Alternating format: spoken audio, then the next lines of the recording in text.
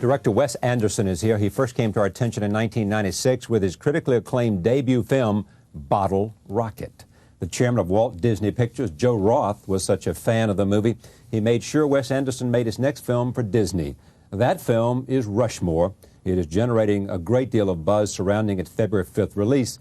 The film focuses around the life of a prep school misfit and his efforts to win over a teacher. I am pleased to have Wes Anderson here to talk about this film. Welcome. Thank you very much. What's interesting about Rushmore is that, for me, it is sort of come out of nowhere to sort of have this buzz about it. Why is that? Well, the other movie we made, almost no one saw, so I think that contributes to the out of nowhere feeling. It didn't explode at the box office? No, it was released very quietly, and it sort of built up a little cult following eventually, but it had a few fans that were in the movie business, like Roth, who kind of set us up with Disney. And then the other thing, the movie doesn't have a lot of stars. It's got Bill Murray, who's playing a supporting role, but most of the other people are sort of new faces. So I think it was kind of a surprise to some people. Your lead was, I mean, you looked a long time to find somebody, and then this guy just walks in and you say, magic. Yeah, right. We looked for a year trying to cast this part, because it was the kind of thing where the whole movie is riding on the shoulders of this kid. You know, the character's 15 years old. And we had looked all over America. We looked in Canada. We had casting directors. I went through 4 rounds of casting directors in LA, and I had them all over the place. Yeah. And at one point, we were even looking in England, even though the character is American, because we were thinking that he would be, we were thinking like it could be a kid doing a fake English accent, which would actually be a real English accent, because we'd be using an English actor. And we were desperate. We were just coming up with really bizarre ideas.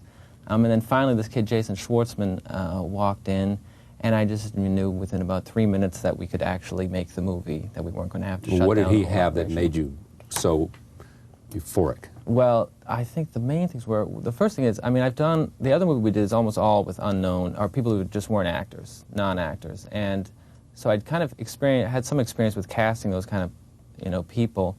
And it's a thing where as soon as they start playing a scene, you can tell if they can be real or not. Yeah. Some people, you know, they can either do it or not. And then beyond that, it was that and he was very real.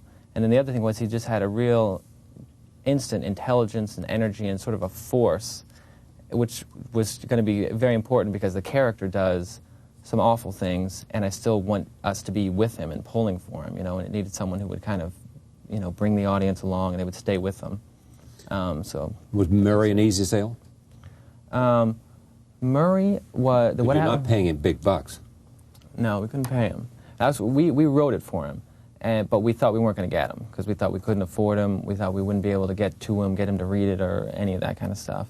And what ended up happening was his agents knew the script, and his agents were fans, so they put it in front of him, and we had a couple other mutual friends who kind of promoted us to him. Yeah. And so then what happened was, a week after we gave it to him, he called me, and he called me, you know, he sort of said hello, and then he started talking about this Kurosawa movie called Redbeard, right. Which is about a doctor, and we spoke for about an hour about Redbeard, which I had no idea what it had to do with anything that we were discussing. And at the end of it, he said, "Yeah, I think I'll do Rushmore with you." Yeah. And you don't quite know why he said it. You just knew that he had an opportunity to talk about. Yeah, Kurosawa. He wanted to talk about Redbeard at that moment. So you had seen Redbeard. I hadn't seen Redbeard. You hadn't seen it. He was telling me I needed to see it, and then he took me on a tour of Redbeard, and then I saw it, and then I still don't get it. Really, so. Have you told him you don't get it and you don't quite understand it, and what's the problem here, Bill? I think I just did. You did. I think you did too. Roll tape. This is Murray on this program tonight talking about you. He was nervous to be working with you. You know that. I don't know that. That's true. You read it. I mean, everything I read, I believe. Well, he fears me, I guess. No. I mean, it would come up. I mean, he really wanted to create this working relationship with you, and would whisper and talk softly and sort of. Well, he's a film student. If he wanted you to do it over, he wouldn't make a big scene about it. Right. Well, that's good manners. You know, that's tact. And you know, he's learned that from the really great directors. Operate that way. They don't shout out at you. The bozos shout it out. Do it louder and don't scratch your nose when you do it. All right, roll again. You know, they talk like that. But the soft guys and the smart ones and the great ones come up and they go, okay, and they It's just very private thing. So I read the script, but the script was so precisely written. I mean, you could tell that this guy knew exactly what he was doing. Yeah. You knew exactly what he wanted to make, exactly how he wanted each scene to go. And I've never really seen one that was that precise. I looked at it and I went, this is different. This guy knows exactly what he's doing, and I'll go with it. Anybody that can write that well, I feel confident in. Were you intimidated by him? Before I met him, I was a little terrified. Terrified? Yeah, because I'd heard stories about him, at first you know that he's a guy who can walk into a crowd of people and take control of it in a way that I never could. He's really funny. Everyone loves him already, and he's big and everything. And then I'd also heard about him throwing someone in a lake on one thing, and I'd heard that he could if he didn't like the situation, he's gonna fix it in his way. Yeah. So I was scared before I met him. As soon as I met him, I felt so comfortable with him. I felt he was so intelligent, and he was so clearly getting involved with us for all the right reasons, and he wanted to do what we wanted to do.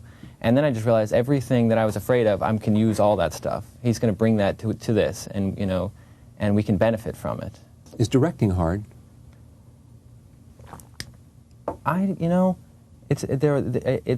If you're a shy person, I think there are parts of it where it's a little scary. I mean, like I'm not necessarily that outgoing in general, and you've got to be when you're doing a movie. You've got all these people, but it's such a nice feeling when you get this group together and you're all kind of working on the same thing together. And most of it is, the other good feeling is that when we're doing a movie, I happen to know that I'm the one who does have all the answers to every question they're going to ask, because I prepared all this stuff and I know the script better, and I've worked on it all this time, and I have ideas for how I want it to be.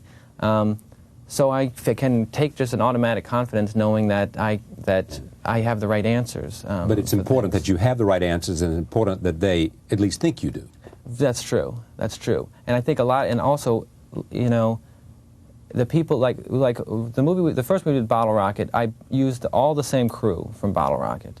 All the same department heads, the cameraman and the production designer and the editor and all those people. So they know me and they've worked with me. So the new people who come on sort of look to them and see the way they look to me, and that can kind of help set the tone of things also. Because what I want it to be is everyone feeling like it's not going to work. It's like an authoritarian kind of thing, because that's just not my style. That's not really who I am. I don't think I could carry that off at all. So what's the hardest thing?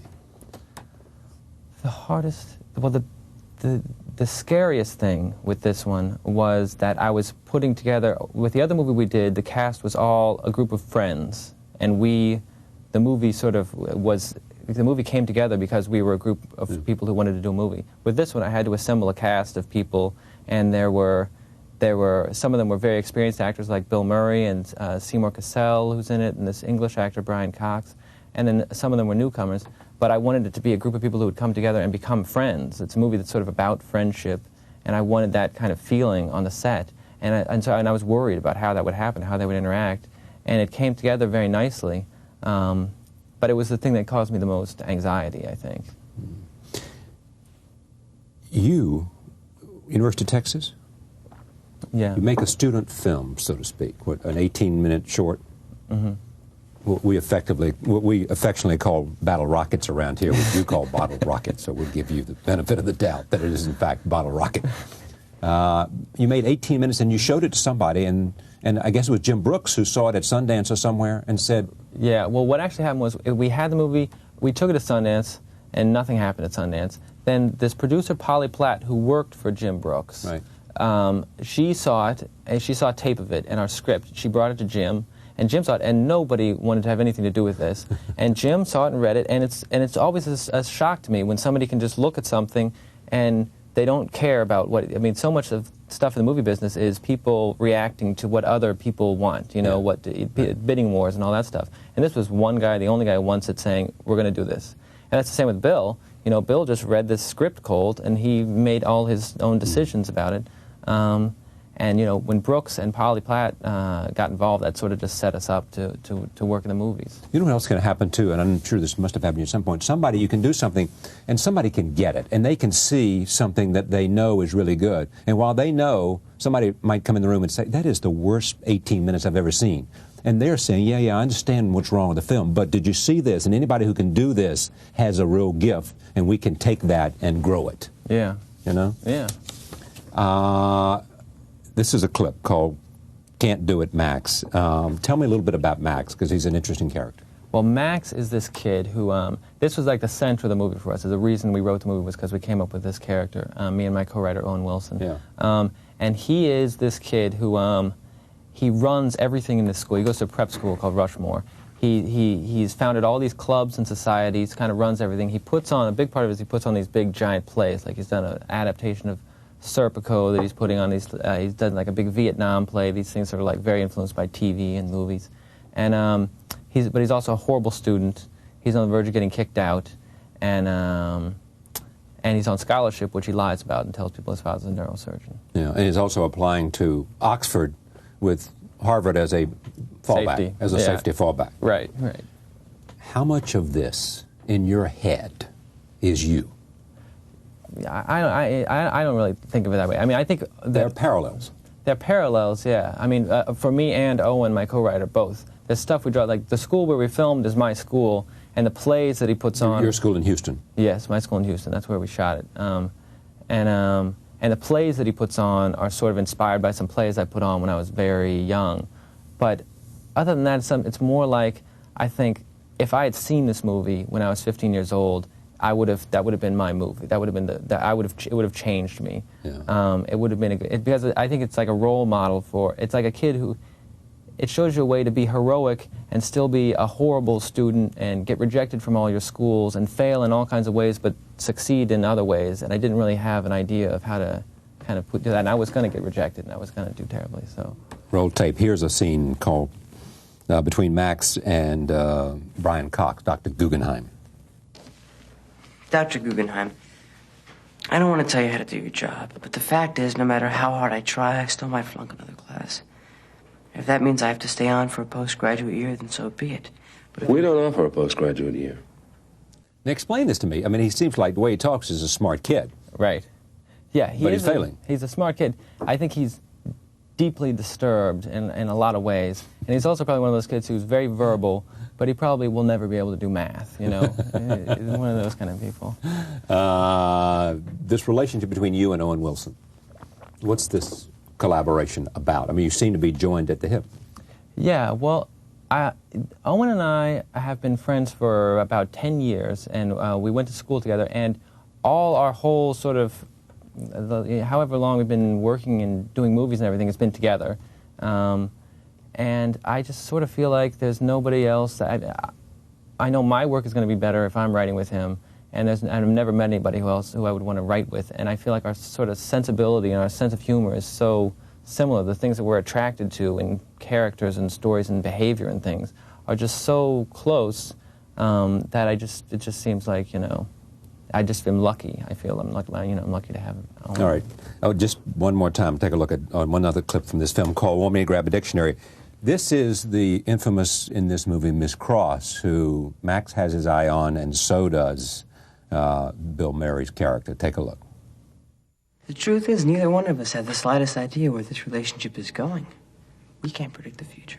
We don't have a relationship, Max. But we're friends. Yes, and that's all we're going to be. That's all I meant by relationship. You want me to grab a dictionary? You and Wilson write this together? How does the collaboration work in terms of the process of writing?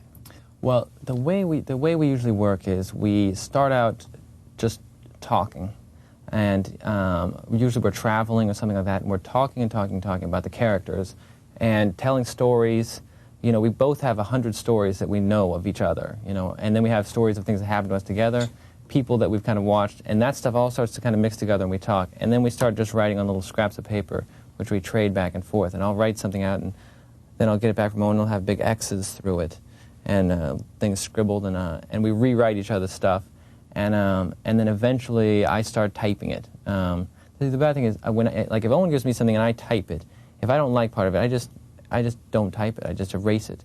But if I give Owen something, he just puts an X through it, which is so much more aggressive and seems so much ruder than just erasing it. Are these defining personality traits?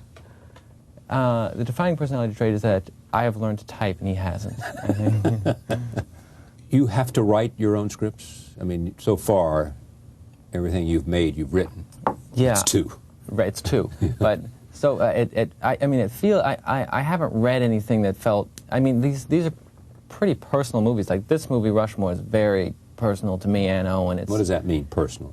It's got enough. It's got so many little things that connect to our own lives. You know, the characters come so much from people that we've known and from little aspects of ourselves.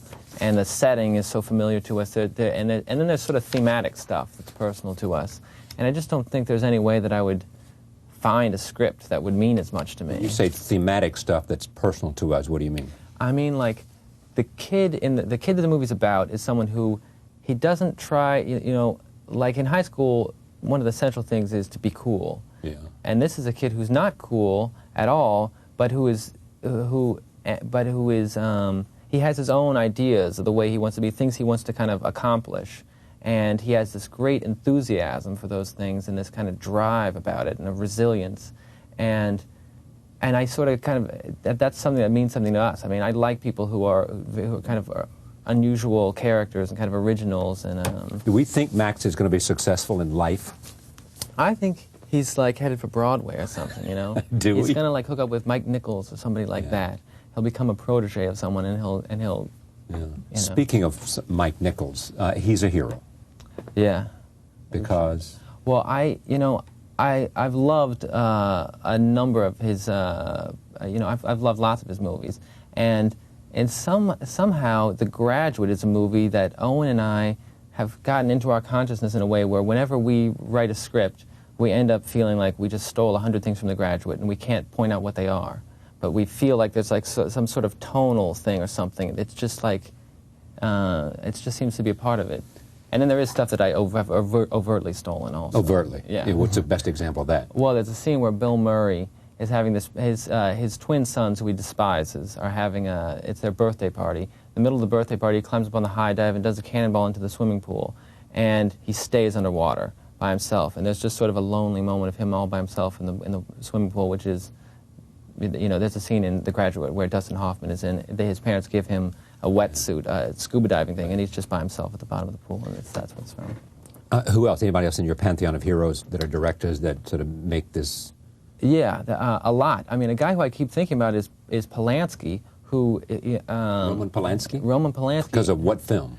A lot of it is because of Rosemary's Baby and the way he shot it, because it's a movie where it's a horror movie, but the performances are all totally real. And it's also sort of a comedy, and there's a sort of strange, it's just a little off from reality. You know, the behavior is all real, but there's something about everything in the movie that feels like just a little off, which is kind of setting you up for the fact that eventually it's going to go crazy. I thank you very much, Wes. Thank you, Pleasure. Charlie. Thank you for joining us. See you next time.